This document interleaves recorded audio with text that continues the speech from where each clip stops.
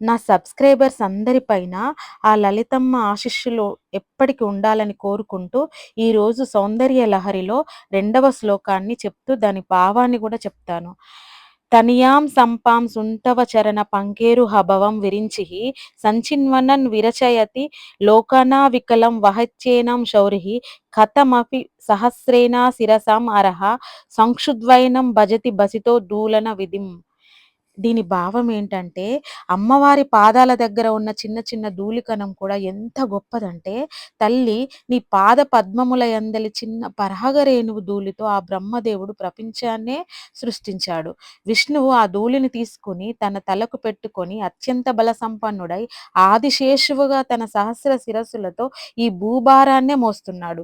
ఇక శివుడైతే చెప్పనవసరం లేదు. పరమశివుడు నీ పాదధూళిని భస్మంగా శరీరానికి పూసుకొని ప్రళయకాల రుద్రుడై ప్రపంచ ప్రళయాన్నే మోస్తున్నాడు. ఆ భగవత్పాదులు ఆది శంకరాచార్యులు వారు సమయ తత్వవేది కనుక సమయ అన్న పేరు గల చంద్రకళను 10 శ్లోకాలతో స్తోత్రం చేస్తూ ఉన్నారు. ఈ రెండవ శ్లోకంలో అమ్మవారి పాదధూళి మహిమను వర్ణన చేశారు. ఒక పాద పరాగరేణువే సమస్త లోకముల యందలి ప్రాణుల శరీరములుగా వారికి కావలసిన భోగ్య పదార్థములుగా అందుతుందని భావం. దీనిలో అంతర్లీన శక్తి రహస్యం ఏంటంటే, అమ్మవారి పాదధూళికి అపారమైన శక్తి ఉంది. అందుకే బ్రహ్మ, విష్ణు, మహేశ్వరులు సృష్టి, స్థితి, లయములు చేయగలుగుతున్నారు.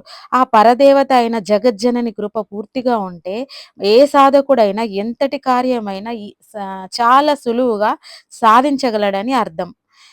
దీని వలన ఉపయోగం ఏంటంటే, ఈ యంత్రమును పేపర్ మీద రాసి ఉత్తరాభిముఖంగా కూర్చుని పూజించి ప్రతిరోజు ఆవు పాలతో పరమాన్నం నైవేద్యం చేసి పెట్టాలి. ఈ శ్లోకాన్ని ప్రతిరోజు 108 సార్లు నచ్చినన్ని సార్లు లేదంటే పారాయణం చేయాలి. ఈ తంత్రం వల్ల మానవుడు అనుకున్న పనులు జరుగుతాయి. అంతేకాక సర్వజనుల ఆకర్షణ, వశీకరణం కూడా చేసుకోవడానికి ఉపయోగపడుతుంది. ముఖ్యంగా ప్రధాన ప్రయోజనాలేంటంటే, అమ్మవారి లలితా పరమేశ్వరి కనుక అమ్మవారి లలితా పరమేశ్వరి అనుగ్రహం కూడా వస్తుంది. అడ్డంకులన్నీ తొలగిపోతాయి. మనిషికి శాంతి, స్థిరత్వం వస్తుంది. జపం చేయడం ద్వారా మైండ్ కామ్ అవుతుంది. స్ట్రెస్, టెన్షన్స్ తగ్గుతాయి. ఆధ్యాత్మిక శక్తి, ధ్యానం, భక్తి, అంతర్గత శక్తి స్లోగా పెరుగుతుంది.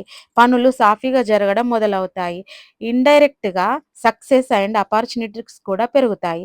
ఈ శ్లోకం డైరెక్ట్‌గా మనీ ఇవ్వదు గానీ, అబ్‌స్టాకిల్స్‌ని రిమూవ్ చేసి, రైట్ డెసిషన్స్ తీసుకునేలా చేసి, సిట్యుయేషన్స్‌ని ఇంప్రూవ్ చేస్తుంది కనుక, దీంతో ఫైనాన్షియల్ కండిషన్స్ కూడా గ్రాడ్యుయల్లీ బెటర్ అవుతుంది.